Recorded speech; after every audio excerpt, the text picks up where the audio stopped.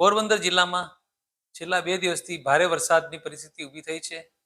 એમાંય આજરોજ સવારના 6 થી બપોરના 2 એટલે કે 8 કલાકમાં પોરબંદર તાલુકામાં 215 રણાવ તાલુકામાં 146 અને કુતિયાણા તાલુકામાં 175 જેટલો વરસાદ પડેલો છે. જિલ્લાના તમામ વિભાગો સંકલનથી કામગીરી કરી રહ્યા છે. તમામ ટીમોને ફિલ્ડમાં મોકલી આપેલી છે.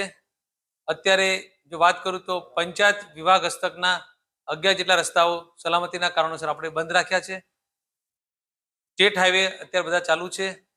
આ ઉપરાંત પોરબંદર શહેરમાં મહાનગરપાલિકા તથા સિટી મામદારની ટીમ સતત ફરી રહી છે અને જ્યાં પાણી ભરાવાના પ્રશ્નો થયા છે, લોકોના ઘરોમાં પાણી ઘૂસે એવી પરિસ્થિતિ ઉત્પન્ન થઈ છે, ત્યાં એ પાણીના નિકાલ માટેની શક્ય જે કંઈ વ્યવસ્થા કરવી પડે એ વ્યવસ્થા કરીએ છીએ. જરૂર પડે તો રોડ તોડવા પડે, પાણીનો બીજી રીતે નિકાલ કરવો પડે, ડી-વોટરિંગ પંપ મૂકવા પડે, તે પણ મૂકીને પાણીના નિકાલની કાર્યવાહી આપણે હાથ ધરી છે.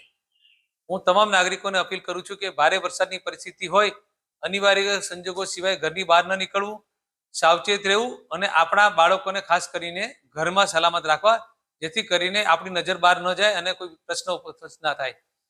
આજે સવારે કુતિયાણા તાલુકાના અમર ગામે સીમ વિસ્તારમાં, વાડી વિસ્તારમાં વીજળી એક ઘર પર પડવાથી જ્યાં વાડીમાં કામ કરતા પરપ્રાંતીય એક મહિલા છે, એમનું અવસાન થયેલું છે.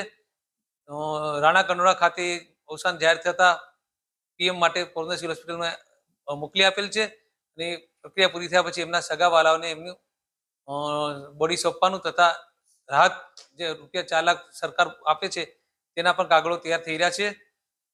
આજે અત્યારે વાત કરીએ તો વરસાદનું પ્રમાણ થોડું ઘટ્યું છે, પણ આજે પણ આપણે જિલ્લામાં અત્યંત ભારે વરસાદની અને આવતીકાલે પણ ભારે વરસાદની આગાહી હોય.